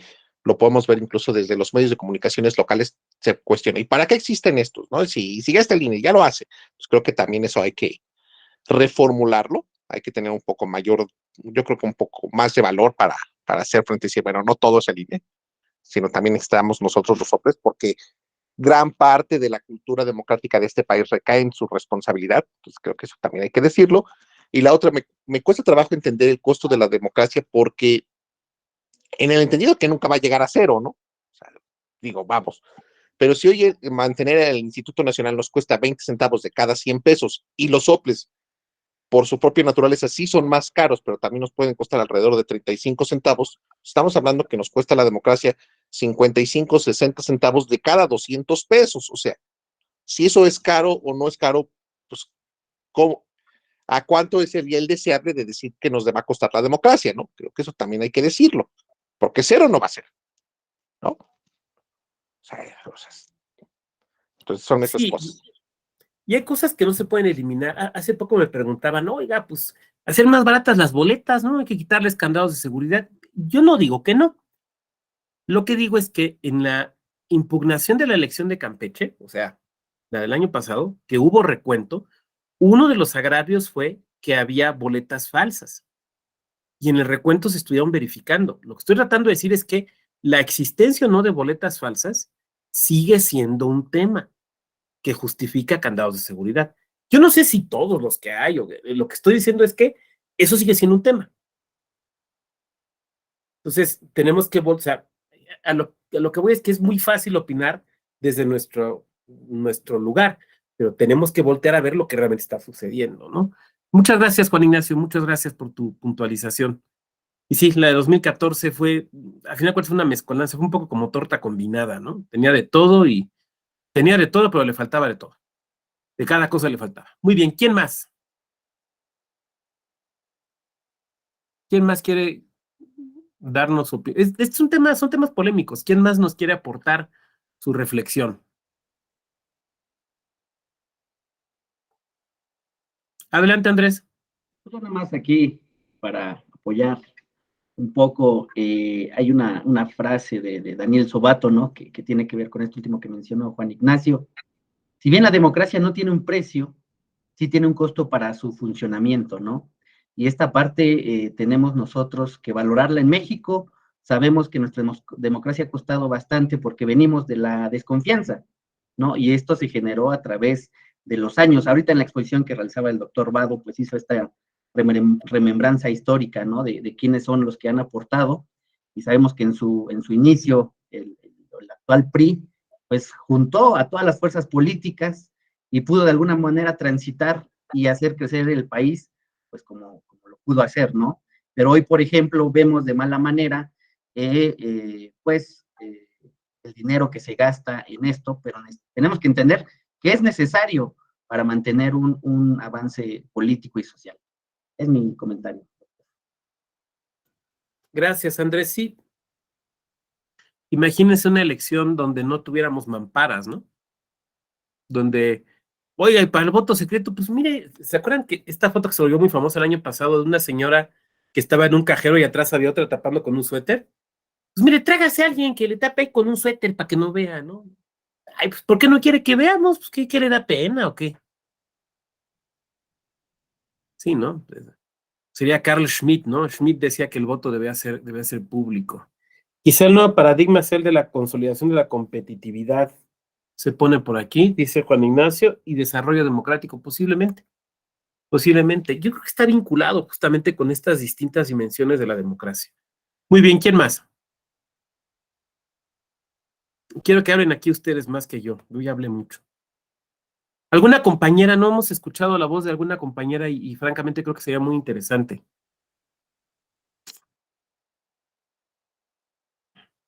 Porque probablemente los hombres que somos los que hemos hablado estemos teniendo una visión androcéntrica. Entonces, sería interesante escuchar a alguna compañera.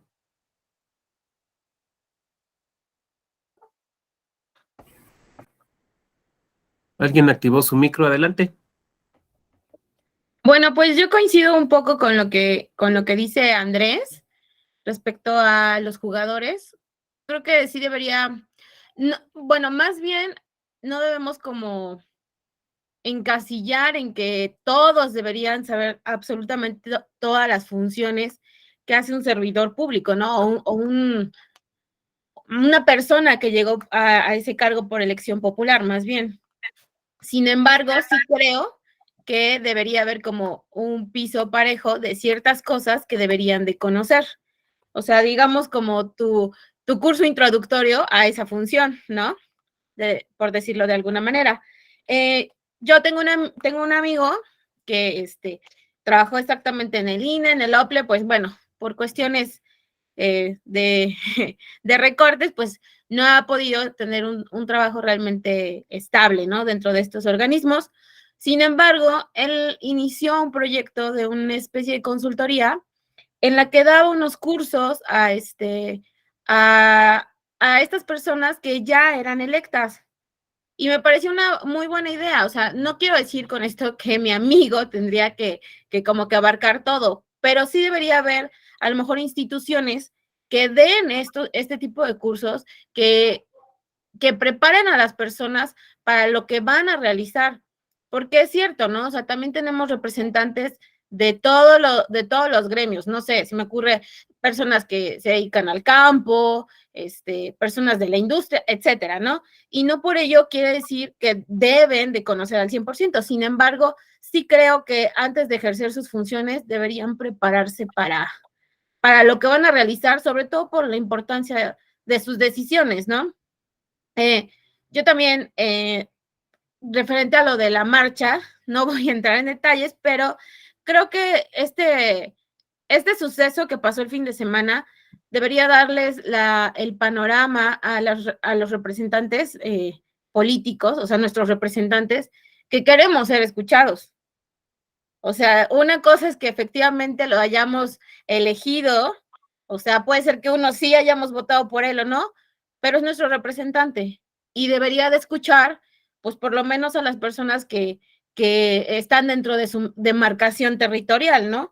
O sea, qué es lo que quieren y demás.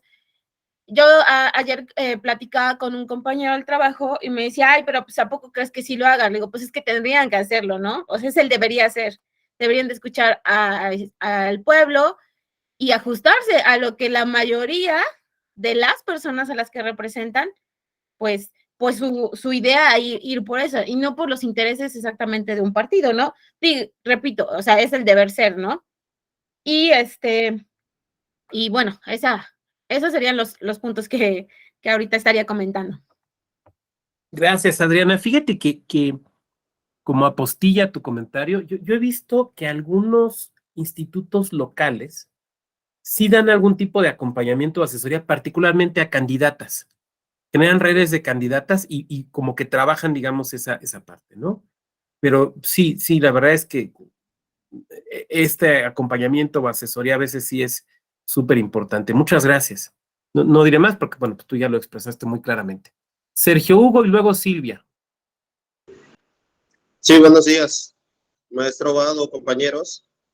Como bien comentaba Adriana y el compañero Andrés, tal vez la capacitación es importante, no solamente para los trabajadores de un instituto, un organismo público local electoral, sino también para los representantes de los partidos políticos y, ¿por qué no?, extenderlo más principalmente a sus posibles candidatos. ¿Por qué? Porque en tiempos de elecciones entramos en detalle con los actos anticipados de campaña, que si bien es cierto, algunas veces son fundados y motivados ciertas quejas y denuncias, y cuando se llega a una resolución de un tribunal, es cuando inician a señalar a los organismos que porque quisieron beneficiar a alguien y dañar a otra persona, cuando ciertamente son conscientes de que deben de respetar las leyes, y si las leyes dicen no puedes hacer actos anticipados de campaña, no los hagas, evítate problemas, evítate estar juzgando a una autoridad que actuó acorde a derecho por ciertas actitudes o ciertas conductas que tú hiciste mal. Tú como Claro. posible candidato o candidato debes de conocer todo ese aspecto. Tus representantes de partido, o en este caso tu partido, te lo debe de hacer saber y se tiene que mantener esa limitante, porque de una u otra manera son detalles en los que luego entran en controversia precisamente porque ahí donde inician a decir que el organismo está beneficiando a cierto partido político porque está admitiendo las quejas, porque le está sustanciando, porque las está enviando al tribunal, el tribunal está determinando ciertas procedencias o improcedencias sobreseyendo, y eso es parte de lo jurisdiccional, pero a raíz de todo eso, esas conductas y esos actos que hacen los posibles candidatos o los candidatos, al final de todo, terminan por señalar al órgano de parcial cuando en verdad el órgano está conduciéndose con imparcialidad. Y vamos, son muchos los retos que hay en cada instituto, como usted bien lo comentaba, no es lo mismo los retos que afronta el Instituto de Hidalgo, el de Baja California, el de Coahuila, el de Yucatán, el de Campeche, el de Veracruz, Tabasco.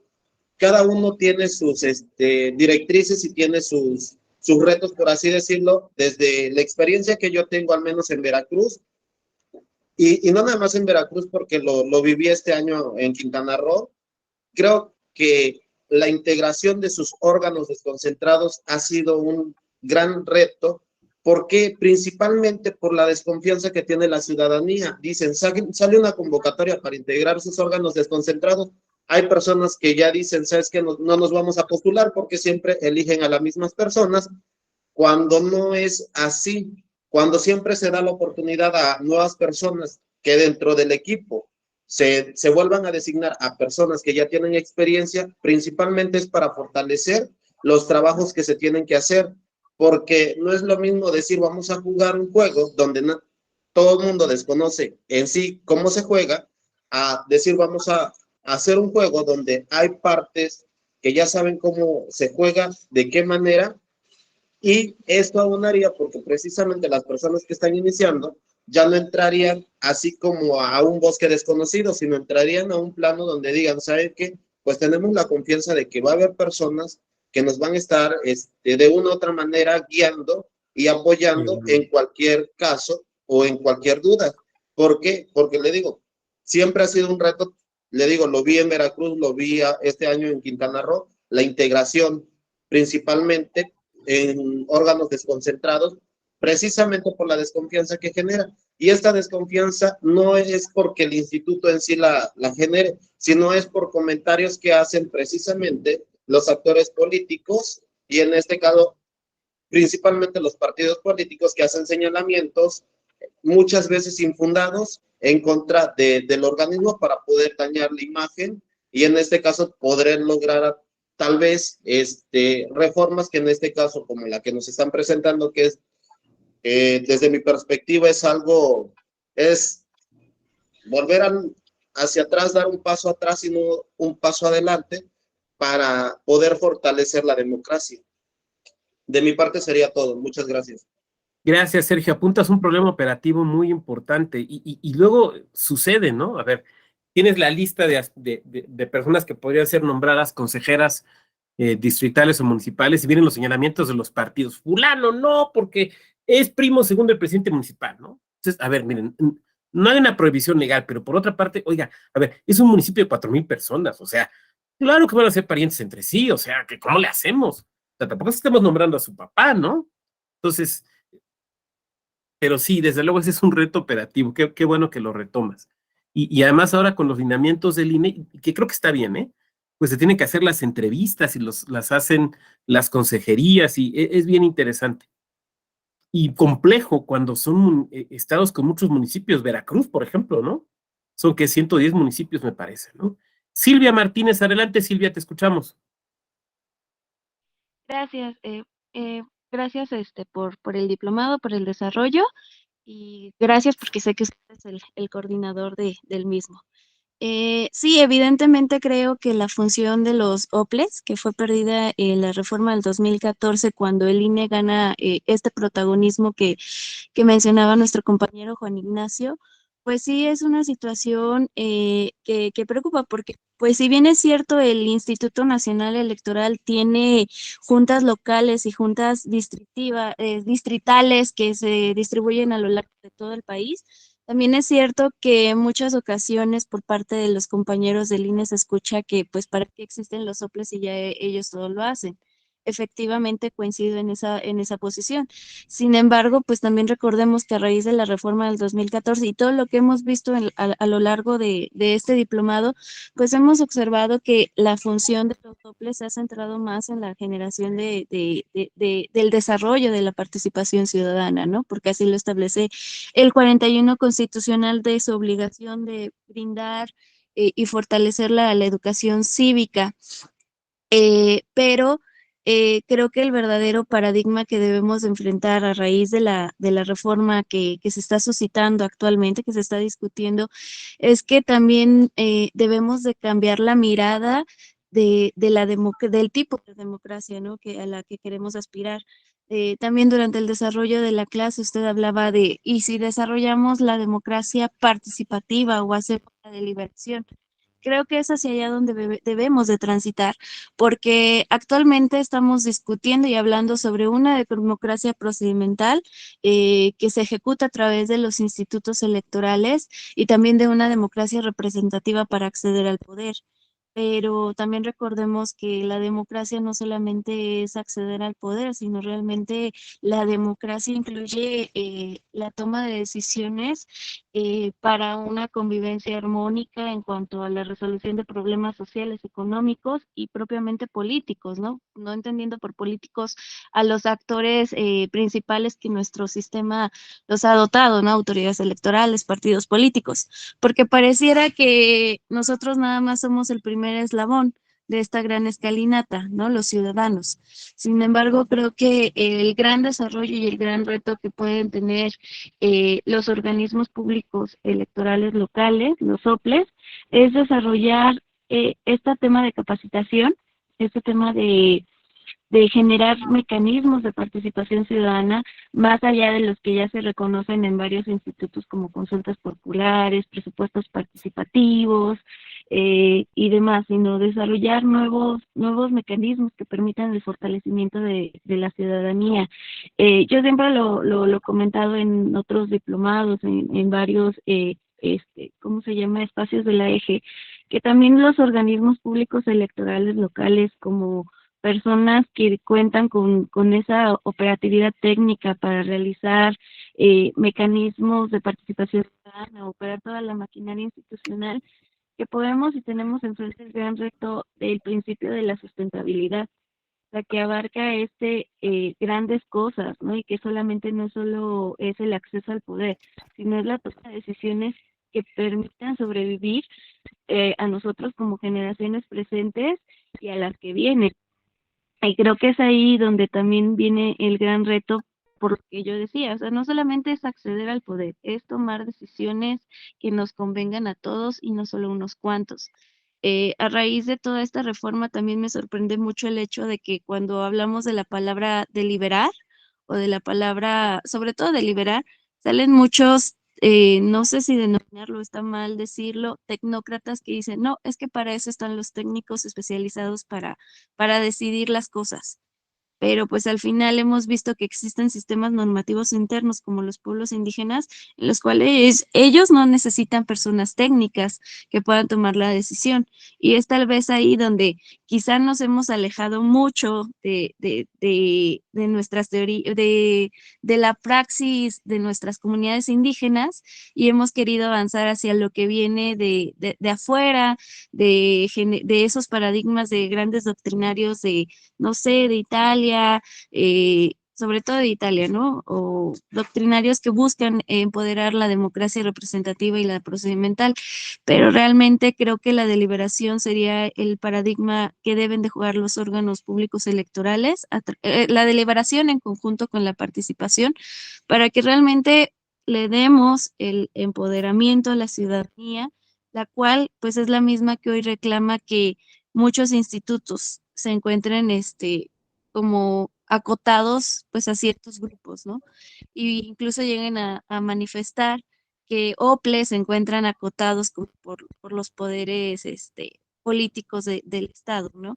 Justamente creo que para romper esa creencia se necesita aperturar eh, este tema de la participación ciudadana y creo que pues conforme a las atribuciones que le brinda la Constitución en el 41 constitucional, es de ahí donde los OPLES pueden empezar a desarrollar pues la verdadera función de la educación física.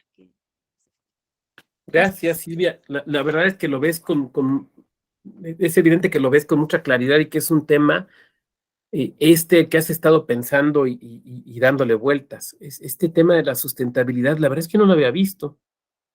No lo había visto. Y sí, creo que hay que darle una vistita.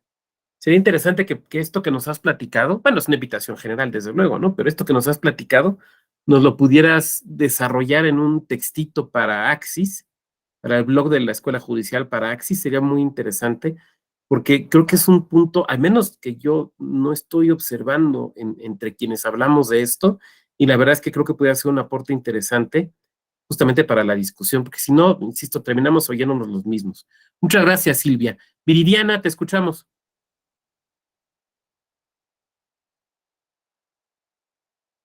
Tu micro, Viridiana. Ay, perdón. Buenos días a todos. Bueno, pues siempre es un deleite escucharlo, doctor. Mi aporte va en el sentido de, escuché muy atenta a Silvia y a Sergio.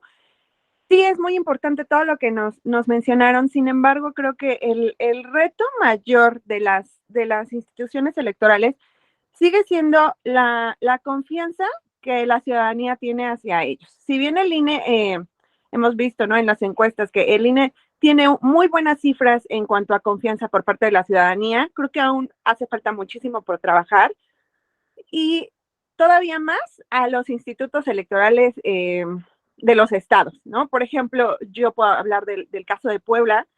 Cuando se dio la elección de 2018, bueno, la confianza estaba por los suelos, ¿no? Porque se habla, incluso se sigue hablando de que es el instituto el que permitió hacer el fraude de 2018 aquí en Puebla y que por eso en 2019 tuvo que asumirla el Instituto Nacional Electoral. Entonces, realmente la confianza de los soples creo que está muy, muy por abajo. Incluso podemos verlo en el discurso de ahora, de yo defiendo al INE, pero realmente nadie se acuerda de los sople, ¿no? En el discurso de José Wondenberg sí lo mencionó, pero pues como que nadie los hace, se quedaron ahí como en el limbo. Entonces, creo que si tuviéramos esa confianza, a lo mejor pudiéramos eliminar varios candados de seguridad que hacen encarecer las elecciones. Entonces, mi comentario va en ese sentido. Muchas gracias, Viridiana. Cuando hablamos de recuentos y cuando doy la clase de cadena de custodia, abordamos el caso Puebla, que es un caso muy interesante. Bueno, pues yo les quiero agradecer a todas y a todos que nos hayan acompañado, no solo en esta sesión, sino en esta emisión del diplomado, que insisto, es un diplomado repotenciado. Les voy a agradecer mucho, de verdad, que ahora que les van a hacer llegar la encuesta, pues nos hagan los comentarios que ustedes consideren pertinentes. Eso nos ayuda a ir mejorando nuestra oferta académica, porque pues, los diplomados van cambiando, pero además, incluso que alguna materia se mantenga, lo comentaba yo al inicio, o sea, no es lo mismo hablar a la narrativa hoy que hablar la narrativa antes de la marcha. O sea, la materia electoral es así, o sea, para quien le tiene miedo a los cambios, esta no es su materia, ¿no? Y quien le gusta lo ya estable y lo que no se modifica, pues que se dedique a otra área de la vida pública, porque esta es sumamente compleja. Entonces, a nombre de la Escuela Judicial, les agradezco mucho que hayan decidido tomar esta opción académica. Será un gusto seguirnos saludando. Manténganse atentos a nuestras convocatorias. Vamos a sacar nuevas especialidades para el año que entra. Ustedes saben que nuestra oferta académica toda es gratuita, es pública. Se nos llena, sí, perdón, pues es que tenemos cupos también, ¿no? O sea, no podríamos hacerlo tan abierto como quisiéramos, Pero bueno, invitarles a que se mantengan, invitarles a que visiten nuestro blog Axis, como platicaba yo hace rato con Silvia, nos pueden mandar sus colaboraciones, aquí hay compañeros que han publicado, Nacho, por ejemplo, ya es un colaborador habitual de Axis, y sería mucho gusto, nos daría mucho gusto poderles leer, que se mantengan en contacto. Tenemos actividades, por ejemplo, el 17 con Voz y Voto, donde ya incluso alumnos de estos diplomados, pues ahora ya pasan del otro lado, ¿no? Ahora les toca más bien ser quienes se expongan y sería un gusto que con ustedes pasara lo mismo. Les agradezco mucho, les deseo que les vaya muy bien en su evaluación. Insisto, recuerden, contesten lo que se pide. Ya después nos dicen que a lo mejor la pregunta no les gustó, pero por lo pronto hay que contestar lo que se pide. Y será un gusto seguirnos topando en estas actividades. Que tengan muy buen día. Muchas gracias, hasta luego, que tengan buen día. Igualmente, buen día, maestro. Hasta luego. Gracias, hasta luego.